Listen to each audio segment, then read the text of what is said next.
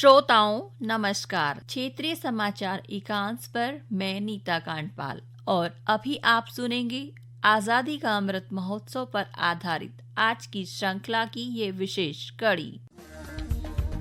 आजादी का अमृत महोत्सव।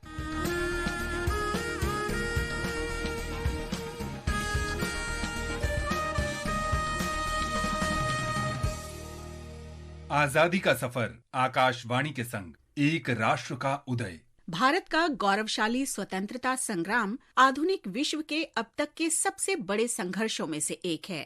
आकाशवाणी समाचार आपके लिए प्रतिदिन लेकर आता है इस संग्राम की एक झलक। ऐ मेरी ज़मीं अफसोस नहीं, जो तेरे लिए सौ दर्द सहे, महफूज रहे तेरी आन सदा, चाहे जान मेरी ये रहे ना रहे। आज हम शहीद शक्तिदान को याद करते हैं। उनका जन्म 6 मई 1824 को जोधपुर में हुआ था। वो असब के जागीरदार के छोटे भाई थे। उन्होंने 1857 में स्वतंत्रता के पहले युद्ध में भाग लिया। शक्तिदान अन्य जागीरदारों के साथ ब्रिटिश भारतीय सेना के विद्रोही सैनिकों में शामिल हो गए।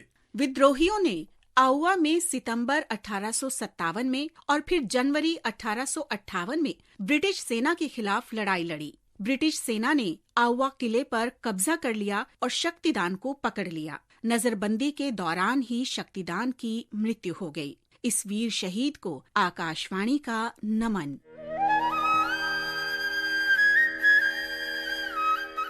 आज हम मोतीलाल नेहरू को याद करते हैं, जिनका जन्म 6 मई 1861 को हुआ था।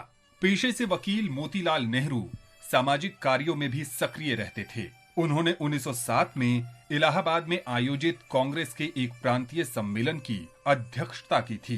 1916 में एनी बेसेंट द्वारा शुरू किए गए होम रूल आंदोलन में भी मोतीलाल नेहरू सक्रिय रूप से शामिल रहे।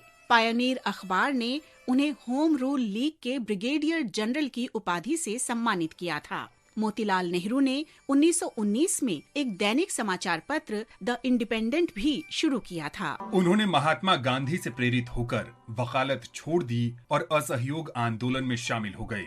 बाद में मोतीलाल नेहरू ने CR दास के साथ स्वराज पार्टी का गठन किया। इसे कांग्रेस की राजनीतिक शाखा के रूप में देखा गया।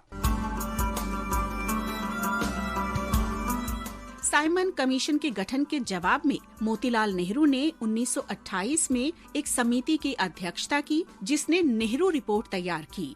1930 में सविनय अवज्ञा आंदोलन के दौरान ही उन्होंने अपने निवास आनंद भवन को कांग्रेस पार्टी को मुख्यालय के रूप में उपयोग करने की अनुमति दे दी।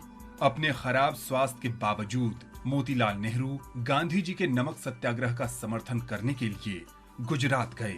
उन्हें कुछ महीनों के लिए जेल में डाल दिया गया था, लेकिन खराब स्वास्थ्य के कारण उन्हें रिहा कर दिया गया। इसके कुछ महीने बाद 6 फरवरी 1931 को मोतीलाल नेहरू की मृत्यु हो गई। आकाशवाणी समाचार महान राष्ट्रवादी नेता मोतीलाल नेहरू को श्रद्धांजलि अर्पित करता है।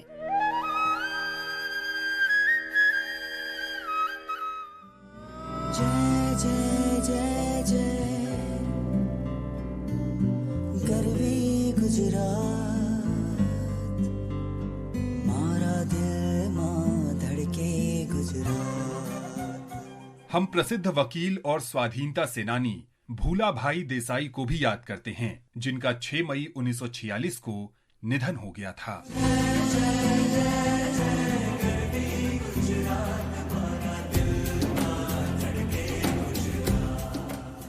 गुजरात के वलसाड में जन्मे भूलाभाई ने अपनी शिक्षा मुंबई से पूरी की। एक सफल वकील, भूलाभाई लोगों को स्वराज के बारे में शिक्षित करने के लिए एनी बेसेंट की Akhil Bharatiya home rule league में शामिल हो गए थे। उन्होंने 1928 में बारडोली सत्याग्रह के बाद ब्रिटिश सरकार द्वारा की गई जांच में गुजरात के किसानों का प्रतिनिधित्व किया।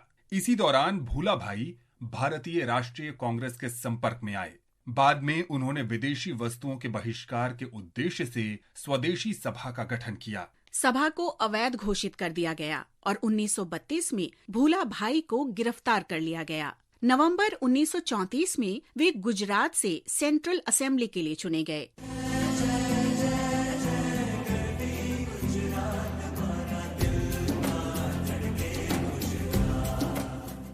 भारत छोड़ो आंदोलन के दौरान जब अधिकांश कांग्रेसी नेता जेल में थे, भूला भाई ने मुस्लिम लीग के नेता लियाकत अली के साथ देसाई लियाकत समझौता किया, लेकिन ये समझौता विफल रहा।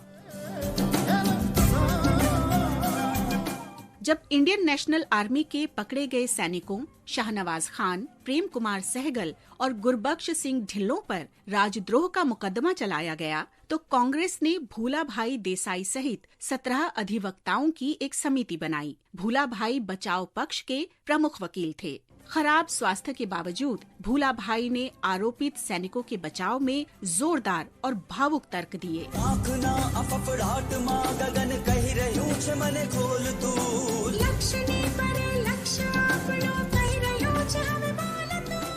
भूला भाई देसाई का 6 मई 1946 को निधन हो गया। मुंबई में स्थापित भूला भाई स्मृति संस्थान देश के प्रति उनके योगदान की याद दिलाता है। आकाशवाणी समाचार महान राष्ट्रवादी नेता भूला भाई देसाई को नमन करता है। इसके साथ ही आजादी का सफर आकाशवाणी समाचार की संग श्रृंखला का ये अंक समाप्त हुआ। मिलते हैं कल अगली कड़ी में। अभी आप सुन रहे थे आजादी का अमृत महोत्सव पर आधारित आज की श्रृंखला की ये कड़ी। श्रोताओं, आज केदारनाथ धाम के कपाट श्रद्धालुओं के लिए खोल दिए गए हैं और अभी आप सुनेंगे वहां की तैयारियों को लेकर हमारे संवाददाता डॉक्टर राघवेश पांडे की बद्रीनाथ केदारनाथ कमेटी के अध्यक्ष अजेंद्र अजय से वार्तालाप। बद्रीनाथ केदारनाथ कमेटी के आप अध्यक्ष हैं, क्या तैयारियां की गए? बद्रीनाथ जी कपाट कब खुलेंगे, केदारनाथ जी कपाट कब खुलेंगे, क्या तैयारियां की गई है, कृपया बताएं। देखिए, केदारनाथ जी के कपाट तो 6 मई को प्रातः 6:25 पर खुल रहे हैं और श्री बद्रीनाथ केदारनाथ मंदिर समिति के स्तर से जो भी तैयारियां होनी चाहिए वो सभी आवश्यक तैयारियां हमारे स्तर से पूरी कर ली गई हैं। हमारे जो अग्रिम दल थे, करीब 1 माह पूर्व दोनों धामों में चले गए थे और वहां पर जो भी आवश्यक कार्य होने थे, मरम्मत के, जो साज सज्जा के, सफाई व्यवस्था इत्यादि जो भी होता है वो सब पूर्ण कर लिए गए हैं। और बद्रीनाथ जी के कपाट 8 मई को प्रातः 6:15 पर खुलेंगे। तो बद्रीनाथ जी में भी पूरी व्यवस्थाएं हम लोगों ने कर दी है। हमारा प्रयास है कि तीर्थ यात्री देश विदेश से धामों में पहुंचे, उनको सुगम और सरल तरीके से दर्शन हो सके, पूजा कर सके वो लोग। तो इसके लिए हम पूरी तरीके से प्रयासरत है। और केदारनाथ जी के कपाट खुलने के अवसर पर जो हमारे स्तर से मंदिर की साज सज्जा और लाइटिंग वगैरह की पूरी तरीके से व्यवस्थाएं की जा रही हैं। और जैसा आप जानते हैं कि इस वर्ष भारी संख्या में श्रद्धालुओं के धाम में आने की उम्मीद है और आज भी केदारपुरी में बड़ी संख्या में लोग पहुंच चुके हैं। अब तक श्रद्धालुओं में जो उत्साह है, तो हमारा प्रयास है कि श्रद्धालुओं के जितने हम यहाँ पर सहायता कर सकें उतना हम प्रयास अपने स्तर से कर रहे हैं। अजेंद्र जी, एक बड़ा सवाल है कि चूंकि 2 वर्ष कोरोना के कारण यात्रा प्रभावित रही है, बाधित रही है, इस वक्त बड़ी संख्या में तीर्थयात्री आ रहे हैं, श्रद्धालु आ रहे हैं। रहने आवासीय व्यवस्था किस ढंग से की आपने? कैंप भी लगाए, कुछ टेंट वगैरह लगाए आप लोगों ने? और केदारनाथ जी में हमारे पास व्यवस्थाएं बहुत पर्याप्त नहीं है। जैसा आप जानते हैं कि वर्ष 2013 की आपदा के बाद केदारनाथ धाम में जो बद्रीनाथ केदारनाथ मंदिर समिति के विश्राम गृह थे वो पूरी तरीके से नष्ट हो गए थे। उसके अलावा प्राइवेट लॉज, होटल इत्यादि भी। तो उसके बावजूद लोगों ने अपने स्तर से, जो तीर्थ पुरोहित हैं या अन्य लोग हैं या GMBN है, इन्होंने अपने स्तर से व्यवस्थाएं यहाँ पर खड़ी करी है।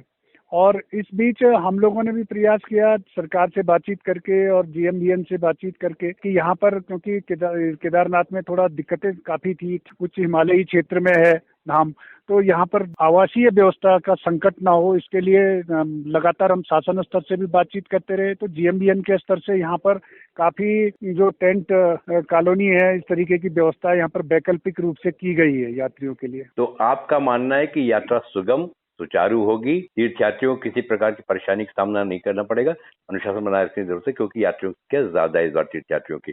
आपने बहुत सारी जानकारी दी, इसके लिए बहुत बहुत धन्यवाद। तो श्रोताओं, ये कार्यक्रम अब यहीं समाप्त हुआ। मुझे दीजिए आज्ञा। नमस्कार।